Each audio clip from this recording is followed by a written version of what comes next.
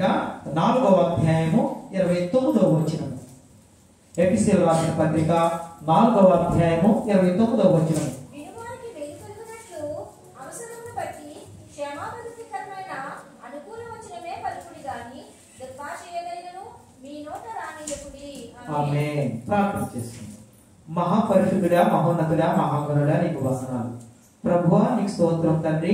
ఉపవాస దినములు తండ్రి ప్రభా, మేము ఏ విధంగా తండ్రి వేటిని మేము పలకకూడదో, వేటిని మేము చెయ్యకూడదో తండ్రి, కొన్ని విషయాలు నీ జీవ గ్రంథం నుంచి బిడ్డలకు బోధించుడగా నా నోటికి బోరగా ఉండి బిడ్డలతో సూటిగా స్పష్టంగా తండ్రి ప్రభా వాక్యం ద్వారా మీరు మాట్లాడండి. మీరు సహాయం చేయండి తండ్రి. నీ చిత్తము తండ్రి ప్రభా మా పట్ల జరిగించమని మా ప్రభు మా రక్షకుడైన యేసుక్రీస్తు వారి శ్రేష్టమైన నామములో వినగలిగే చెవులు, విన్న వాక్యాన్ని హృదయంలో దాచుకునే మనస్సుని బిడ్డలకు దయచేయమని నజరేయుడైన యేసుక్రీస్తు వారి నామములో అడిగి వేడుకుంటున్నాం తండ్రి. ఆమేన్. ఆమేన్. చదవబడిన లేఖన భాగంలో మనం చూసుకున్నట్లయితే ఎఫెసీయులకు రాసిన పత్రిక 4వ అధ్యాయం 29వ వచనంలో విను వారికి మేలు కలుగునట్లు అవసరమును బట్టే క్షమాభివృద్ధికరమైన అనుకూల వచనమే పలుకుడి దాని గాని దుర్భాష ఏదైనా మీ నోట రానియుకుడి. అంటే దుర్భాష అంటే తెలుసు కదండి. ఏంటో తెలుసండి? వ్యతిరేకమైన మాటలు, నెగిటివ్ వర్డ్స్, వ్యర్థమైన మాటలు మన నోటి నుండి రావడానికి వీల్లేదు. ఉపవాసం ఉంటున్నప్పుడు నీ నోట అంటే వచ్చే మాటలు ఎలా ఉండాలంటే మృదువుగా ఉండాలి, పరిశుద్ధంగా ఉండాలి. ఎందుకంటే పరిశుద్ధుడి కొరకు మనం ఉపవాసం ఉంటున్నాం. పరిశుద్ధ లేఖనాలు సెలవిస్తున్నాయి కదండి, నేను పరిశుద్ధుడి కనుక మీరు కూడా పరిశుద్ధులై ఉండండి. కాబట్టి మీరు మాట్లాడే మాటలు కూడా ఎలా ఉండాలంటే మృదువుగా ఉండాలి, ప్రేమగా ఉండాలి. వ్యర్థమైన మాటలు మీరు పలకకూడదు. వ్యతిరేకమైన మాటలు పలకకూడదు.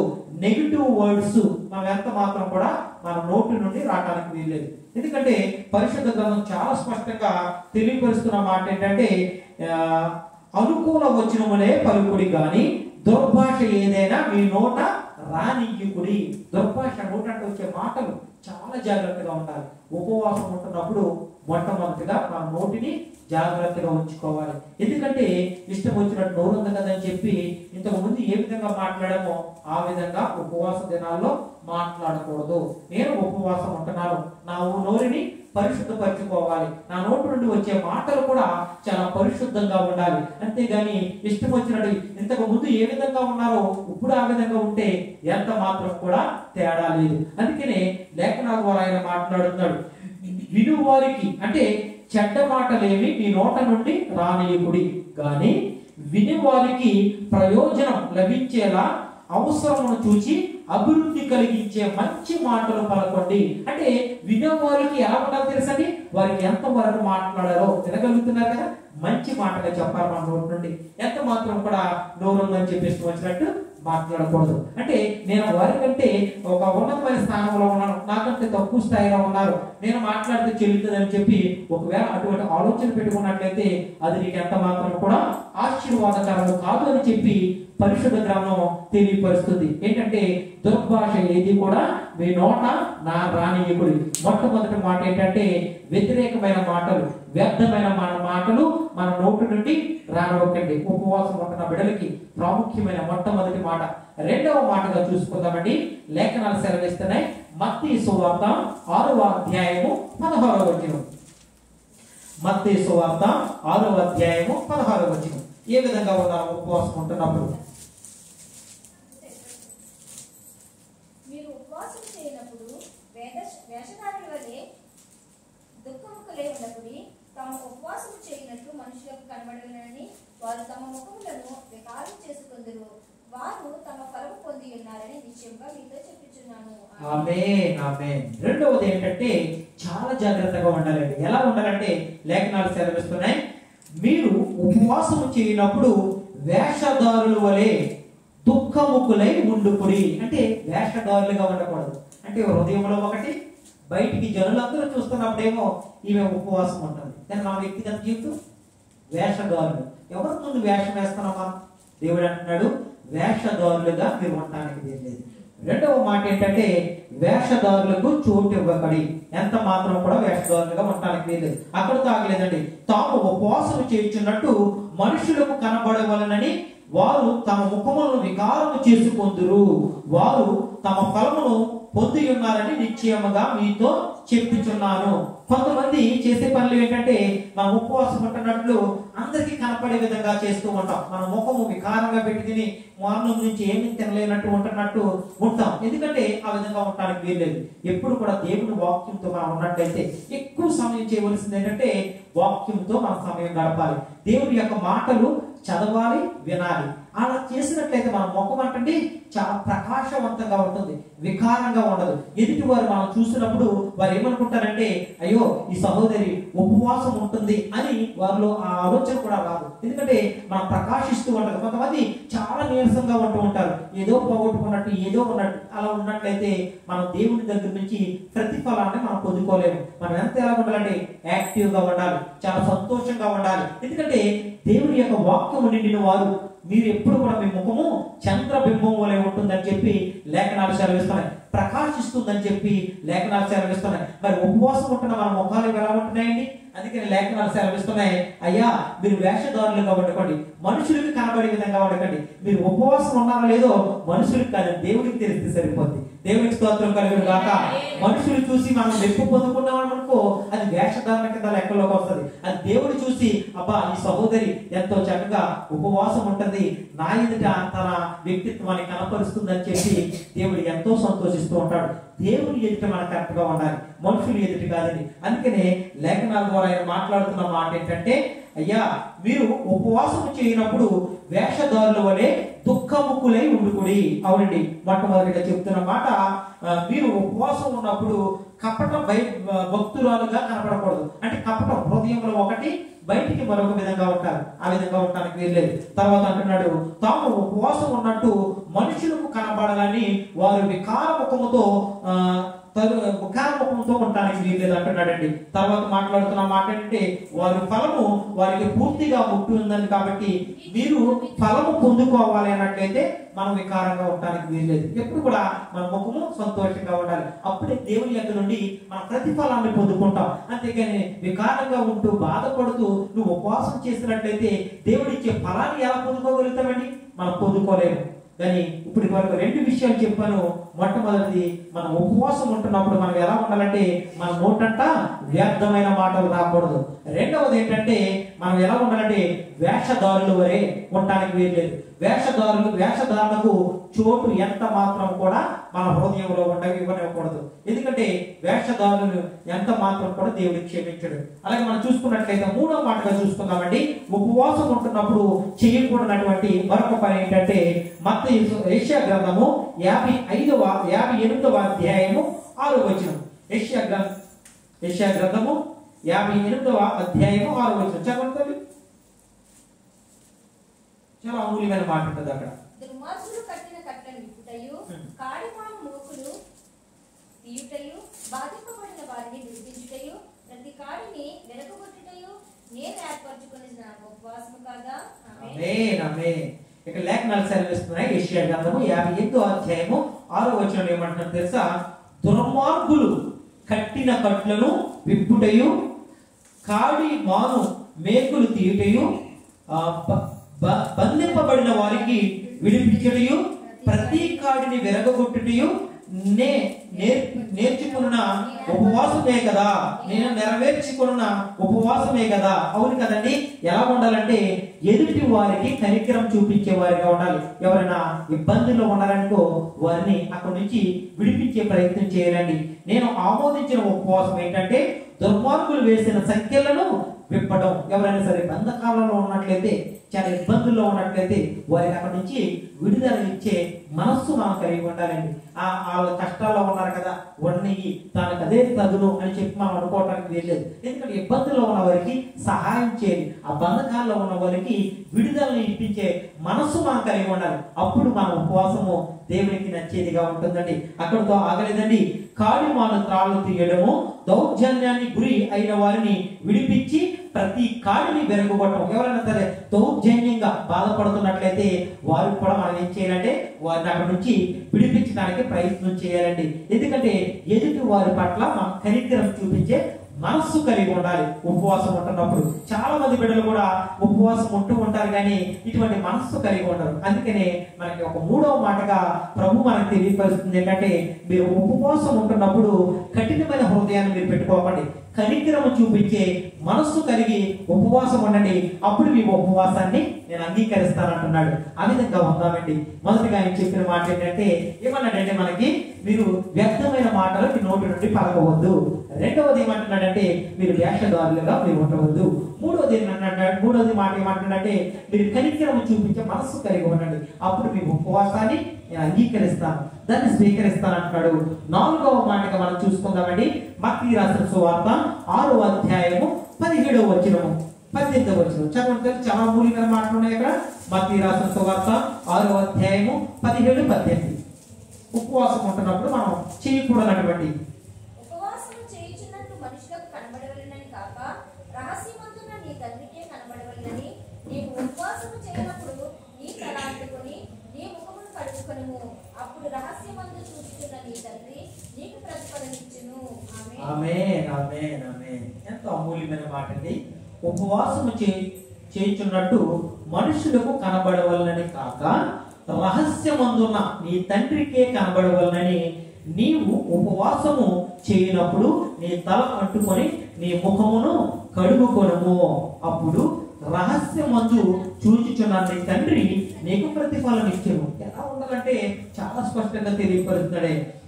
అంటే ఉపవాసం చేస్తున్నప్పుడు మనుషులకు కనపడే విధంగా మనం ఉండకూడదండి. ఎందుకంటే రహస్యమందు ఉన్న దేవుడు మనం చూస్తున్నాడు కదండి, ఆయనకి తగ్గట్టుగా మనం ఉండాలి. అప్పుడు ఆయన ఏం చేస్తాడు తెలుసండి, మనకు ప్రతిఫలాన్ని ఇస్తూ ఉంటాడు. ఎందుకంటే మనం ఉపవాసం ఎంత నిష్టగా చేస్తున్నామో, ఎంత యథార్థంగా చేస్తున్నామో, ఎంత ప్రార్థనాపూర్వకంగా చేస్తున్నామో ఆయన చూస్తున్నాడు.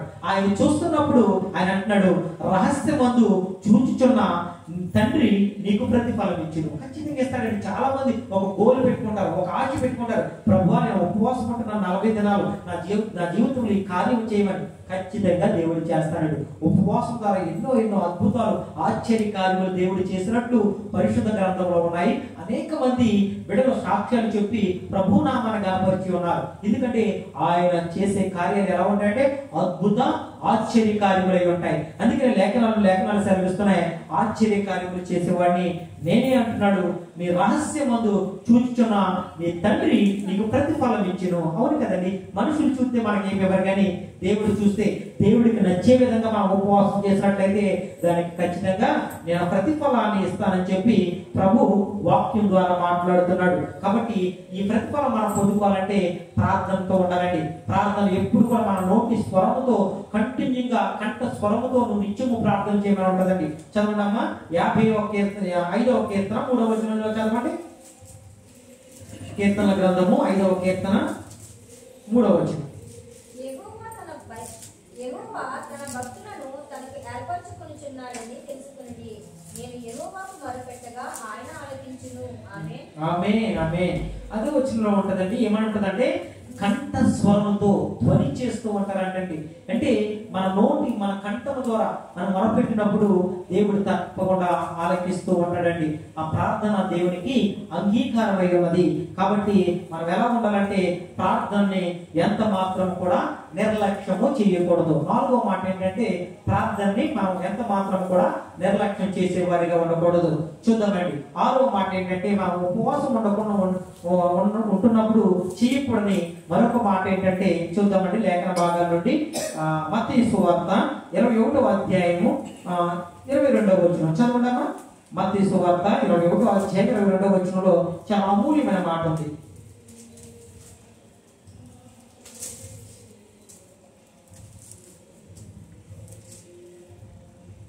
మరియు మీరు ప్రార్థన చేయనప్పుడు వేటిని అడుగుదురో అని దొరకనివి నమ్మిన యెడల వారు వాటన్నిటిని పొందుదురని వారితో చెప్పాను. మరియు మీరు ప్రార్థన చేయనప్పుడు వేటిని అడుగుదురో అవి దొరికినవని నమ్మిన యెడల మీరు వాటన్నిటిని పొందుదురని వారితో చెప్పాను. ఆమేన్, ఆమేన్. ఎంత గొప్ప మాట అండి. ఏమంటున్నాడు తెలుసండి, మరియు మీరు ప్రార్థన చేయనప్పుడు మనం అడుగుతాం కదండి. చాలా మందికి కోరికలు ఉంటాయి, ప్రభువా నేను దీని కొరకు నేను ఉపవాసం ఉండడానికి నడుతున్నాను, ఇది నా జీవితంలో జరగాలని చెప్పి చాలా మంది ఆశలు నమ్మకాలు ఉంటాయి. కానీ ప్రభు లేఖనాలు సెలవిస్తున్నాయి, మరియు మీరు ప్రార్థన చేయనప్పుడు వేటిని అడుగుదురో, మీరు ఏవైతే అడుగుతున్నారో అవి దొరికేనని నమ్మిన ఎడల మీరు వాటన్నిటినీ పొందుదురని వారితో చెప్పారు. చాలా మందికి కూడా నమ్మకం ఉండదని, అవిశ్వాసం ఉంటుంది, విశ్వాసం ఉండదు. కానీ దేవుడు ఇస్తాడని చెప్పి మనం నమ్మకం ఇచ్చినట్లయితే అవి మీరు పొందుకుంటారని చెప్పి పరిశుద్ధ గ్రంథంలో లిఖింపజేసి ఉన్నాడు. మనం ఎందుకు పొందుకోమని? ఖచ్చితంగా పొందుకుంటాం. కాబట్టి మనకు ఉండవలసింది ఏంటంటే మన విశ్వాసము ఎంత మాత్రం కూడా కోల్పోకూడదు. దేవుడు నాకు ఉద్యోగాన్ని ఇస్తాడు, దేవుడు నాకు ఐడి కార్డు ఇస్తాడు, దేవుడు నాకు ఆరోగ్యాన్ని ఇస్తాడు, దేవుడు నన్ను నిత్య జీవానికి నడిపిస్తాడు, దేవుడు అన్ని విషయాల్లో నాకు తోడై ఉంటాడు అని ఎవరైతే నమ్ముతారో, ఎవరైతే విశ్వసిస్తారో వారి జీవితంలో వారిని పొందుకుంటారని చెప్పి వాక్యం ద్వారా ఆయన మాట్లాడుతున్నాడండి. మీరు ప్రార్థన చేయనప్పుడు వేటిని అడుగుదురో అవి దొరుకునని నమ్మిన ఎడల, నమ్మని ఎడల కాసుమా, నమ్మిన ఎడల మీరు వాటిని పొందుదురని వారితో చెప్పుచున్నాను. అవునండి, ఎంత గొప్ప దేవుడు అండి. మనం వేటినైతే అడుగుతున్నామో అవి పొందుకుంటాం. దేవుడు నాకు ఖచ్చితంగా ఇస్తాడని చెప్పి మనకు ఒక నమ్మకము, విశ్వాసం ఉండాలండి. విశ్వాసంలో కోల్పోకూడదు. అయ్యో ఇది జరగదేమో నా పట్ల అనుకోకూడదు. చివరికి నువ్వు విజయాన్ని పొందుకుంటాం. కాకపోతే మనం పొందవలసింది ఏంటంటే దేవుని మీద నమ్మకం ఉండాలి. నేను ఉపవాసం ఉంటున్నాను కదా, దేవుడు నా ప్రార్థన ఆలకిస్తాడు, నేను ఏమైతే అడుగుతున్నానో వాటిని నాకు ఖచ్చితంగా దయచేస్తాడని చెప్పి ఒక నమ్మకం ఎవరికైతే ఉంటుందో వారు అదంటే స్వతంత్రించుకుంటారు, అది పొందుకుంటారని చెప్పి పరిశుద్ధ గ్రంథంలో లిఖింపజేసి ఉన్నాడండి. చూద్దామండి. 6వ మాటగా ప్రభు మనతో మాట్లాడుతున్న మాట ఏమంటున్నాడో తెలుసండి. రోమీయులకు రాసిన పత్రిక 10వ అధ్యాయము 3వ వచనం ద్వారా ఆయన మాట్లాడుతున్నాడు. రోమీయులకు రాసిన పత్రిక 10వ అధ్యాయం 3వ వచనంలో ఏమంటాడంటే ఉపవాసం ఉన్నప్పుడు చెయ్యకూడనివి ఏంటంటే చూద్దాం. లేఖనాలు వారు దేవునికి నీతి నరకక తమ స్వనీతిని స్థాపించు బోలుకొనుచు దేవుని నీతికి లోబడక స్వనీతిని స్థాపింప బోలుకొనుచు దేవునికి లోబడలేదు. ఆమేన్, ఆమేన్. ఏలయనగా వారు దేవుని నీతిని ఎరగక తమ స్వనీతిని స్థాపింప రూనుకొనుచు దేవుని నీతిని లోబడలేదు. ఎవరు దేవునికి లోబడలేదు తెలుసండి? దేవుని నీతికి లోబడలేదు.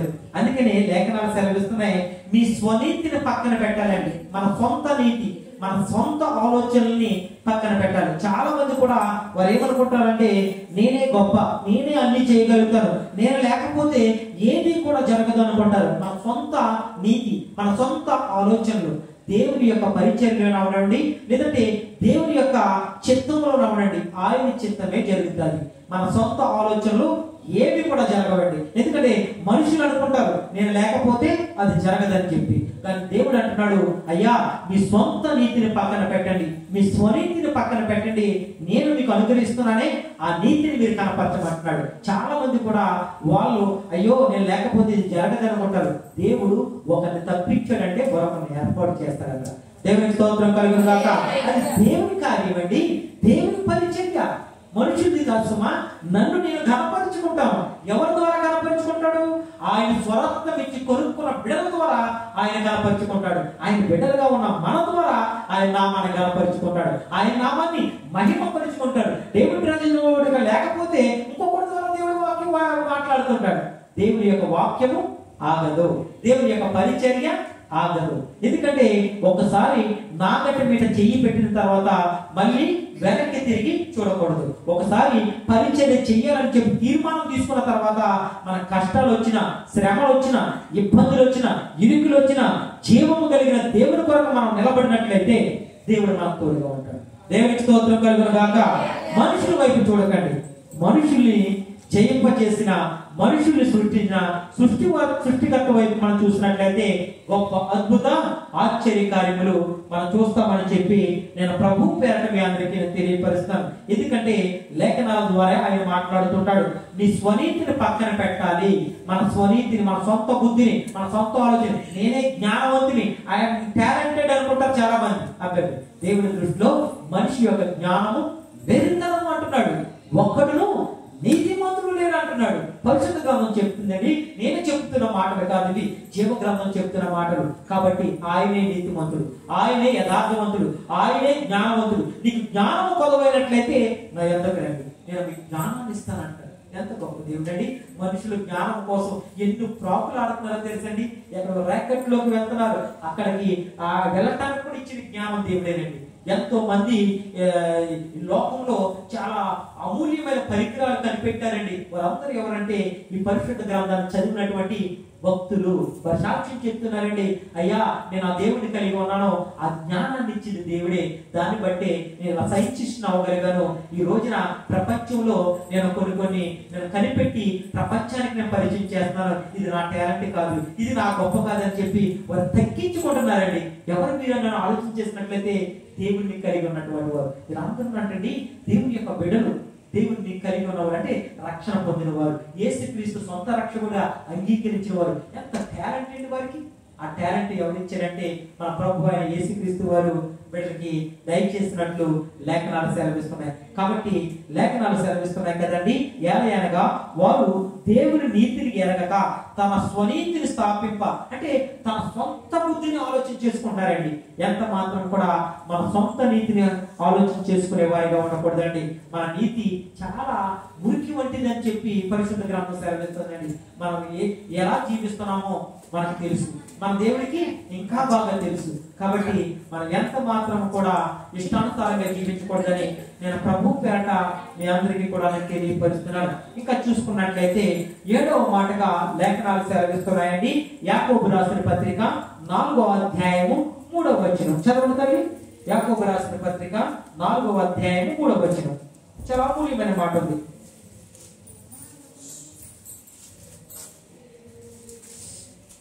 చదవండి. యాకోబు రాసిన పత్రిక 4వ అధ్యాయం 3వ వచనం. మీరు అడిగినను మీ భోగముల నిమిత్తము వినియోగించుకొనుటకై దురుద్దేశముతో అడుగుదురు గనుక మీకేమీ దొరుకుటలేదు. ఆమేన్ ఆమేన్. చూడండి, ఉపవాసం ఉంటున్న బిడ్డలు హృదయంలో ఒకటి పెట్టుకుని దురుద్దేశంతో మీరు అడగకూడదు, ఎంత మాత్రం కూడా. లేఖనాలు స్పష్టంగా తెలియపరుస్తున్నాయండి. దీని అర్థం ఏంటంటే, ఒకవేళ అడుగుతారు కానీ మీ సుఖభోగాల కోసమే వాడుకోవాలని దురుద్దేశంతో అడుగుతారు కనుక మీకేమీ దొరకవు అని చెప్తున్నాడండి. అంటే మన సొంత ఆలోచనల కొరకు అడుగుతుంటాం, అది ఖచ్చితంగా మన జీవితంలో ఫలం చెందలేదు, ప్రతిఫలం రాదని దానికి. ఎందుకంటే లేఖనాలు స్పష్టంగా తెలియజేస్తున్నాయి,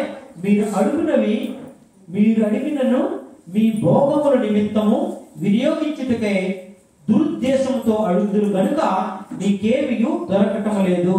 మనం ఏది అడిగినా సరే మంచి ఉద్దేశంతో అడగాలి.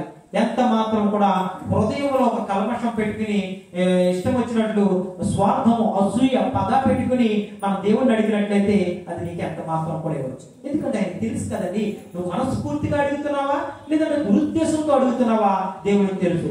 ఉపవాసం ఉంటున్న బిడ్డలు హృదయంలో దురుద్దేశం అనేది ఎంత మాత్రం కూడా ఉండకూడదు. అది ఉన్నట్లయితే కనుక మనము ఆ ఉపవాసంలో విజయాన్ని సాధించలేము. ఆ ఉపవాసంలో మనము దేవుడిచ్చే ఆ ప్రతిఫలాన్ని మనం పొందుకోలేమని నేను ప్రభు పేరట మీ అందరికీ కూడా తెలియపరుస్తున్నాను. ఇప్పుడు వరకు 7 మాటలు చెప్పాను, అద్భుతమైన మాటలు. 7 కూడా మన జీవితంలో జరగాలి అన్నట్లయితే కనుక ఈ పరిశుద్ధ గ్రంథంలో ఉన్న మాటలు చాలా శ్రద్ధగా వినాలి, విన్న వాటిని ఆచరించాలి. మొట్టమొదటి మాట ఏం చెప్పని తెలుసని, ఇవి 2 ఉంటాయండి. ఒకటి స్పిరిచువల్, 2 ఫిజికల్. అంటే ఆత్మీయంగా మన జీవితంలో మనల్ని ముందుకు తీసుకొచ్చేయి. తర్వాత ఏంటంటే భౌతికంగా, అంటే లోకంలో జరుగుతున్న సంఘటనలు, ఇవన్నీ కూడా మన జీవితంలో దైనందిన జీవితంలో జరిగేటివి. మనం ఎప్పుడు కూడా ఆత్మీయంగా, ఆధ్యాత్మికంగా దేవుడు వర్ధిల్లాలని చెప్పి కోరుకుంటూ ఉంటున్నాడు. కాబట్టి నేను మొట్టమొదటి మాట మీకు తెలియపరిచున్నాను ఏంటంటే, మన నోటంట కూడా ఎటువంటి వ్యర్థమైన మాటలు రావడానికి వీల్లేదు. Negative words don't talk. ఎంత మాత్రం కూడా ఎవరి పట్ల కూడా మనం తప్పుడుగా మాట్లాడకూడదు. ఉపవాసం ఉంటున్న బిడ్డలకి మొట్టమొదటిగా ఉండవలసిన లక్షణము. రెండవది ఏంటంటే వేషధారులుగా ఉండకూడదు. వేషధారణ మన హృదయంలో మనం ఉన్నట్లయితే దేవుడు మీ ఉపవాసాన్ని అంగీకరించడు. వేషధారణకు ఎంత మాత్రం కూడా చోటు ఇవ్వకూడదు మన హృదయంలో. అలాగే 3వ విషయం ఏంటంటే, ఎదుటి వారి కష్టాల్లో ఉన్నప్పుడు వారికి కనికరం చూపించే మనస్సు కలిగి ఉండాలి. అప్పుడే మన ప్రార్థన ప్రభు అంగీకరిస్తాడు. 4వది ఏంటంటే, మనం ప్రార్థనని నిర్లక్ష్యం చేసేవారిగా ఉండకూడదు. ఖచ్చితంగా ప్రార్థన చేయాలండి. ఉపవాసం ఉంటున్న వెళ్ళు అవకాశం ఉన్నప్పుడు కూడా దానియేలు ముమ్మార్లు ప్రార్థన చేసినట్లు లేఖనాలు సెలవిస్తున్నాయి. ఆయన ఉదయం, మధ్యాహ్నం, సాయంత్రం ఎప్పుడు అవకాశం ఉంటే అప్పుడు ప్రార్థన చేసే బిడ్డలుగా మనం ఉండాలి. అలాగే 5వది ఏంటంటే నీ విశ్వాసాన్ని కోల్పోవడానికి వీలేదు. దేవుడు ఖచ్చితంగా నా జీవితంలో కార్యము చేస్తాడు. ఈ రోజు కాకపోతే రేపు ఖచ్చితంగా ఈ 40 రోజులు అవ్వేలోగా నాకు చేస్తాడు. ఒకవేళ అప్పుడు కూడా అవ్వలేదంటూ తర్వాతైనా నాకు దేవుడు కార్యించాడు. ఆ నమ్మకం మనం ఉంచినట్లయితే, ఆ విశ్వాసం మనం ఉంచినట్లయితే దేవుని యొద్ద నుండి మనం ప్రతిఫలాన్ని పొందుకుంటామని నేను ప్రభు పేరట మీ అందరికీ తెలియపరుస్తున్నాను. అలాగే మన నీతి మనం ఏంటంటే చూసుకున్నట్లయితే మన స్వనీతిని ఆధారం చేసుకుని మనం ఉండటానికి వీల్లేదు. మన సొంత నీతి ఎంతదండి? మన సొంత నీతిని ఎంత మాత్రం ఆధారం చేసుకోకూడదు. దేవుని యొక్క నీతిని ఆధారం చేసుకోవాలి. మన సొంత ఆలోచనలు ఎంత మాత్రం కూడా మనం ఆలోచన చేసుకుని మనం ముందుకు కొనసాగినట్లయితే ఎంత మాత్రం కూడా వారు ఆశీర్వదించబడరు. లేఖనాలు సెలవిస్తున్నాయి, ఎవరు ఎంచుకున్న మార్గం వారికి కరెక్ట్ అనిపిస్తుంది అంటండి. అంటే నేను తీసుకున్న డిసిషన్ నాకు కరెక్ట్ అనిపిస్తుంది, కానీ ఎంత మాత్రం కరెక్ట్ కాదు. దేవుని దగ్గర నుంచి ప్రార్థనాపూర్వకంగా సిద్ధపడి మనం వెళ్తే ఆ మార్గమే కరెక్ట్. మన సొంత ఆలోచనలు, మన టాలెంట్, మనకున్న డబ్బుతోనూ, మనకున్న జ్ఞానంతోనూ మనం తీసుకునే డిసిషన్ ఎప్పుడు కూడా పాస్ అవ్వదండి, ఫెయిల్ అవుతూ ఉంటుంది. కానీ దేవుని యొక్క సహాయం తీసుకుని ప్రభువా ఈ మార్గం కూడా నేను వెళ్తున్నాను, నాకు మీరు సహాయం చేయండి అని చెప్పి ఒక్క మాట మనం అడిగితే దేవుడు మీరు ఏమనుకుంటున్నారు దాన్ని సఫలాకృతం చేసే దేవుడు అయి ఉన్నాడు. కానీ దేవుడు పక్కన పెట్టి మన సొంత ఆలోచనలు మనం ఉపయోగించినట్లయితే ఎంత మాత్రం కూడా అది ఆశీర్వాదకరం కాదు. అందుకనే లేఖనాల ద్వారా ఆయన స్పష్టంగా మాట్లాడుతున్నాడు, అయ్యా నన్ను పక్కన పెట్టి నాకు వేరుగా ఉండి మీరు ఏమీ చేయలేరు, మీరు నాతో ఉండండి, నేను మీతో ఉంటానంటున్నాడు. ఎంత గొప్ప దేవుడు అండి. ఆయన మాట్లాడుతున్న మాట ఏంటంటే, అయ్యా చెడు ఉద్దేశాలు, లోక సంబంధమైన ఉద్దేశాలు కానీ మనలో ఉండి ఉపవాసం చేస్తే ఎంత మాత్రం కూడా ఆ ఉపవాసానికి ప్రతిఫలాన్ని మనం పొందుకోవాలి. చెడు ఉద్దేశాలు, లోక సంబంధమైన ఉద్దేశాలు మనలో ఉండకూడదు. మన హృదయం ఎలా ఉండాలంటే కల్మషం, అంటే ఎటువంటి కూడా స్వార్థము లేకుండా నీతిగా, నిజాయితీగా, యథార్థంగా మనం స్వచ్ఛంగా ఉండి మనం ప్రార్థన చేసి ఉపవాసం చేసినట్లయితే ఆ ఉపవాసానికి ప్రతిఫలాన్ని పొందుకుంటామని చెప్పి దేవుడి యొక్క లేఖనాలు సెలవిస్తున్నాయి. ఇంకా చూద్దామండి, దినవృత్తాంతకాండం 2వ దినవృత్తాంతములో చాలా స్పష్టమైన మాట ఆయన మాట్లాడుతున్నాడు. 2వ దినవృత్తాంతములు 7వ అధ్యాయము 14వ వచనం చదవండి. వీటిని విడిచిపెట్టాలో చెప్తున్నాడు ఇక్కడ. 2వ దినవృత్తాంతం 7వ అధ్యాయం 14వ వచనం. అందరూ కూడా స్త్రీని బైబిల్. నా పేరు పెట్టబడిన నా జనులు తమ్ముడు తాము తగ్గించుకొని ప్రార్థన చేసి నన్ను వెతికి తమ చెడు మార్గములను విడిచిన ఎడల ఆకాశము నుండి నేను వారి ప్రార్థనలు విని వారి పాపములను క్షమించి వారి దేశమును స్వస్థపరచుదును. ఆమేన్, ఆమేన్. ఎంత చక్కటి మాటలు తెలుసండి. నేను చదువుతాను, చాలా శ్రద్ధగా వినండి. నా పేరు పెట్టబడిన నా జనులు తమను తాము తగ్గించుకొని ప్రార్థన చేసి నన్ను వెతికి తమ చెడు మార్గములని విడిచిన ఎడల ఆకాశము నుండి నేను వారి ప్రార్థనను విని వారి పాపమును క్షమించి వారి దేశమును స్వస్థపరిచెదను. దేవునికి స్తోత్రం కలుగును గాక. హల్లెలూయా. నా పేరు పెట్టబడిన నా జనులు అంటున్నాడండి. మనమందరం కూడా యేసుక్రీస్తు వారి నామములో పేరు పెట్టబడిన తర్వాత దావీదు, లేదంటే సారమ్మ, లేదంటే మేరీ, మరియమ్మ, ఇవన్నీ కూడా ఎవరి పేర్లండి? ఆయన నామములో పెట్టబడిన పేర్లు. వారు చెప్తున్న మాట ఏంటంటే, ఆయన నా పేరు పెట్టబడిన నా జనులు ఏం చేయాలి తెలుసా? మనం అందరము తమను తాము తగ్గించుకొని, మొట్టమొదటి ఏం చేయాలండి? మనం తగ్గించుకోవాలి. ఎవరైతే తగ్గించుకుంటారో ఆ వ్యక్తులు హెచ్చించబడతారని లేఖనాలు సెలవిస్తున్నాయి కదండి. తమను తాము తగ్గించుకొని నన్ను వెతికి తమ చెడు మార్గములు విడిచిపెట్టి, అంటే వారు ఎంచుకున్న మార్గములు ఏవైతే ఉన్నాయో చెడ్డ మార్గాలు, వాటిని విడిచిన ఎడల, చెడు మార్గములు విడిచిన ఎడల ఆకాశము నుండి నేను వారి ప్రార్థనను విని. చూసారండి, మన చెడు మార్గములు విడిచిపెట్టి అప్పుడు మనం ప్రార్థన చేస్తానంటున్నాడండి. ఆకాశము నుండి నేను ఏం చేస్తాను తెలుసా? వారి ప్రార్థనలు విని వారి పాపమును క్షమించి వారి దేశమును స్వస్థపరిచెదను. ఎంత గొప్ప దేవుడు అండి. అంటే మనం ఎంచుకున్న మార్గములు ఉన్నాయి కదండి, అంటే దేవునికి ఇష్టము కానివి, దేవునికి అసహ్యం అనిపించేవి, హేయమైన క్రియలు ఏవైతే ఉన్నాయో వాటిని ఏమంటాడు తెలుసండి? విడిచిపెట్టేయండి. ఆ విడిచిపెట్టి నాకు ఆకాశము నుండి ఉన్న నన్ను మీరు ప్రార్థన చేసినప్పుడు మీ ప్రార్థన విని మీ పాపమును క్షమిస్తాను అంటాడండి. ఎంత గొప్ప దేవుడు అండి. మనం ప్రార్థన చేస్తే చాలండి. నేను పాపిని ప్రభువా నన్ను క్షమించు, నేను చేస్తున్న తప్పులు వాటిని విడిచిపెడుతున్నాను తండ్రి అని చెప్పి ఎవరైతే ప్రార్థన చేస్తారో వారి ప్రార్థన అంటే ఆకాశం నుండి నేను భూమి మీద నన్ను చేస్తున్న ప్రార్థనని విని, ఆయన అంటున్న మాట ఏంటి తెలుసా? విని వారి పాపములను క్షమించి వారి దేశమును స్వస్థపరిచెను. దేవునికి స్తోత్రం కలిగిన గాక. ఎంత గొప్ప దేవుడు అండి! క్షమిస్తానంటున్నాడు, విడుదలస్తానంటున్నాడు, స్వస్థపరుస్తానంటున్నాడు. మన ప్రభు అయిన యేసుక్రీస్తు వారు క్షమించే దేవుడు, స్వస్థత ఇచ్చే దేవుడు, అలాగే మన పాపములన్నింటినీ కూడా తీసివేసే దేవుడు, మన ప్రార్థనలు వినే దేవుడు అండి. చాలా మంది అనుకుంటారు, ఎవరు నేను నాకు వచ్చి రానటువంటి ప్రార్థన చేస్తున్నాను, ఎవరు వింటలేదు అనుకుంటారు, కానీ దేవుడు వింటాడు. మీకు వచ్చి రానటువంటి ప్రార్థన దేవుడికి ఇష్టమైన ప్రార్థన.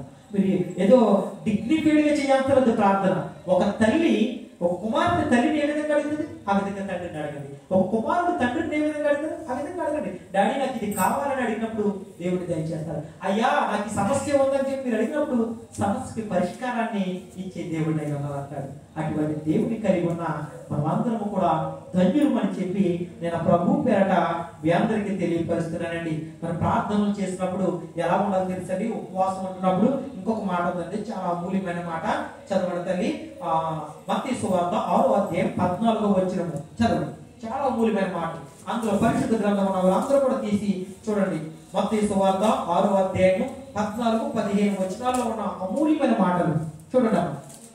మనుషుల అపరాధములను మీరు క్షమించిన యెడల మీ పరలోకపు తండ్రియు మీ అపరాధములను క్షమించును. ఆమేన్, ఆమేన్. చూసారండి, మనుషుల యొక్క అపరాధములు అంటే మనుషులు మనతో పాటు ఉంటారు కదండి, వారు చిన్న చిన్న తప్పులు చేస్తారు, పొరపాట్లు చేస్తూ ఉంటారు. వారి గురించి మాట్లాడుతున్న మాట ఏంటంటే, అయ్యా మనుషుల అపరాధములు మీరు క్షమించిన ఎడల మీరు వారిని క్షమిస్తే గనక మీ పరలోకపు తండ్రి మీ అపరాధములను క్షమించును. ఎంత గొప్ప దేవుడు అండి! మనుషులు పక్కన ఉన్న వారు తప్పు చేస్తుంటే ఆ తప్పును మనం క్షమిస్తే చాలండి, పరలోకములో ఉన్న తండ్రి, మనం కూడా ఏ తప్పులు చేస్తున్నాయి కదండి, మనం ఎవరో కూడా అంత పర్ఫెక్ట్ కాదు. అందుకే లేఖనాలు సెలవిస్తున్నాయి, పరలోకములో ఉన్న తండ్రి మీ అపరాధములను క్షమించును. అవునండి, పరలోకం నుండి దేవుడు చూస్తున్నాడు కాబట్టి మన తప్పును కూడా ఆయన క్షమిస్తాడు. చదవక 15. మీరు మనుషుల అపరాధములను క్షమింపకపోయిన యెడల మీ తండ్రియు మీ అపరాధములను క్షమింపడు. చూసారండి, దీని అర్థం ఏంటో తెలుసండి? ఒకవేళ నీ పక్కన ఉన్న సహోదరుని మీరు క్షమించలేనట్లయితే నేను కూడా మిమ్మల్ని క్షమించను. ఎవరంటున్నారు తెలుసండి? పరలోకంలో ఉన్న తండ్రి మనతో మాట్లాడుతున్న మాట. ఈ రోజుల్లో మనకు క్షమించే మనసు లేదండి. మరి క్షమించే మనసు నీకు లేనప్పుడు నువ్వు ఉపవాసం చేస్తున్నప్పుడు ఆ ఉపవాసం దేవుడు అంగీకరిస్తాడా? ఒకసారి ఆలోచించండి. మీరు ఒకవేళ అటువంటి మనస్సు కలిగి ఉన్నట్లయితే ఎదుటి వారిని క్షమించండి. అప్పుడు మీరు ఉపవాసంలో పొందుకోండి. ఆ ఉపవాసాన్ని నేను స్వీకరిస్తాను, అంగీకరిస్తాను, దానికి నేను ప్రతిఫలాన్ని ఇస్తాను అంటున్నాడు. క్లియర్గా చెప్తున్నాడండి. అయ్యా మీరు వారిని క్షమించండి, నేను మిమ్మల్ని క్షమిస్తాను. ఒకవేళ మీరు వారిని క్షమించనట్లయితే నేను కూడా మిమ్మల్ని క్షమించండి. క్షమించే మనస్సు కలిగి ఉండాలండి. దేవుడు మనం క్షమించాడు కదండి, మన కరికరం చూపించబట్టే కదండి ఈ రోజున ఇలాగ దేవుని యొక్క మాటలు వింటున్నాం. మనం ఒకసారి ఆలోచించండి. దేవుని యొక్క ప్రేమ కలిగి ఉండాలి. మనం అందరం కూడా క్షమించే మనసు ఉండాలండి. ఏమీ లేదండి, ఒక చిన్న మాట ఏం జరిగినా సరే, సారీ నన్ను తప్పు అయిపోయిందని క్షమించు. ఒక్క మాట ద్వారా మన లైఫ్ చేంజ్ అయిపోద్దండి. వారిద్దరూ సమాధాన పడతారు. తర్వాత ఏమవుతుందంటే వాళ్ళిద్దరి మధ్య దేవుని యొక్క ప్రేమ ఏర్పడుతుంది మొట్టమొదటిగా. కానీ ఈ రోజున మన నోటంటే ఆ మాట రావడానికి చాలా కష్టమైపోతుంది. ఎదుటి వారిని క్షమించలేకపోతున్నారు, భర్త భార్యని క్షమించలేకపోతుంది, భార్య భర్తను క్షమించలేకపోతున్నారు, బిడ్డలు తల్లిదండ్రులు బిడ్డలు క్షమించలేకపోతున్నారు, యజమానులు అర్థిత పనిచేసే బిడ్డల్ని వారు యజమానులు క్షమించలేరు. ఎంత భయంకరంగా ఉంటున్నారండి. ఒకసారి ఆలోచించండి. మీరు క్షమించుడి, మీరు క్షమించబడతారు. మీరు చేస్తున్న తప్పులు ఏమైతే ఉన్నాయో వాటిని నేను క్షమిస్తానయ్యా, మీరు కూడా వారిని క్షమించండి. అంతే. క్షమాపణ కలిగి ఉండాలండి. మీకు ఇప్పుడు వరకు మీకు 7 మాటలు చెప్పారు, చాలా అమూల్యమైన మాటలు. అందులో క్షమాపణ చాలా ప్రాముఖ్యమైనది. మీరు క్షమాపణ కలిగి మీ మనస్సులో ఎటువంటి స్వార్థం, అసూయ, పగ, ద్వేషము, కుళ్ళు, కుతంత్రాలు ఇటువంటి ఏమి పెట్టుకోకుండా నిస్వార్థంగా పరిశుద్ధుడైన దేవుని నామంలో మనం ప్రార్థన చేసినప్పుడు మీరు ఏది అడిగినా అది మీరు పొందుకుంటారంటున్నాడు. ఏది అడిగినా సరే. మనుషులకి అసాధ్యమండి, డాక్టర్లకు అసాధ్యమండి, దేవునికి సమస్తము సాధ్యమే. అడగండి, అడుగుడి మీకు ఇవ్వబడింది. తట్టుడి, వెతుకుడి, ఎంత వెతుకుతారు? మా ప్రభు అయిన యేసుక్రీస్తు వాడు దొరికే దేవుడండి, మనకు కనబడే దేవుడండి, మన అవసరాల అక్కర్తో తీర్చే దేవుడండి. అటువంటి దేవుడిని మనం అందరం కలిగి ఉండాలని నేను ప్రభు పేరట ఈ ఉపవాస దినాల్లో 3వ దినంలో ఈ చక్కటి పాఠాన్ని మీకు చెప్పాలని చెప్పి దేవుడు నాకు ప్రేరేపించి ఉన్నాడు. ఆ మాటను మీకు చెప్పడానికి ప్రయత్నం చేస్తాను. ఎంతమంది బిడ్డలైతే ఈ వాక్యాన్ని విన్నారో వాక్యాన్ని విడిచిపెట్టే బిడ్డలుగా మనం ఉండటానికి వీల్లేదు.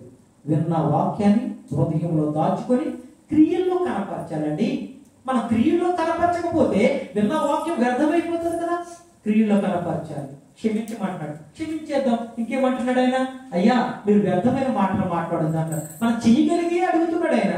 కొత్త ఏం అడగట్లేదు, ఇబ్బంది పెట్టేది కూడా అడగట్లేదు. అయ్యా మీరు క్షమించండి, క్షమించబడతారు. వ్యర్థమైన మాటలు మీ నోటి నుండి రానబోద్దండి. అలాగే వేషధారులుగా మీరు ఉండొద్దు అంటున్నాడు. అలాగే అంటున్నాడు కనికరం చూపించండి అయ్యా. అలాగే అంటున్నాడు మీరు ప్రార్థనలో నిర్లక్ష్యం చేయొద్దు అంటున్నాడు. అలాగే ఆయన చెప్తున్న మాట నీ విశ్వాసాన్ని మీరు కోల్పోవద్దు అంటున్నాడు. నీ సొంత స్వనీతిని ఆధారం చేసుకుని నువ్వే ప్రయత్నం కూడా చేయొద్దు, నీకు నేను ఉండాలని చెప్పి ఆయన మాట్లాడుతున్నాడు. అలాగే మీరు చెడు ఉద్దేశాలతో లోక సంబంధమైన ఉద్దేశాలతో మీరు ఎంత మాత్రం కూడా ఉపవాసం చేయొద్దు అంటున్నాడు ఆయన. కాబట్టి మనమందరం కూడా ఎలా ఉండాలంటే దేవునికి ఇష్టమైన బిడ్డలుగా ఉందాము. దేవుని యొక్క వాక్యానుసారంగా నడుచుకుందాము. ఆ వాక్యం ఏమి చెబుతుందో వాటి ప్రకారం నడుచుకుని దేవుని యొక్క నుండి ప్రతిఫలాన్ని పొందుకోవాలని మన ప్రభు రక్షకుడైన యేసుక్రీస్తు వారి నామములో మీ అందరికీ కూడా ఈ మాటలు తెలియపరుస్తున్నాను. ఈ కొద్ది మాటలు దేవుడు మన వినికిడిలో దీవించి ఆశీర్వదించును గాక. ఆమేన్.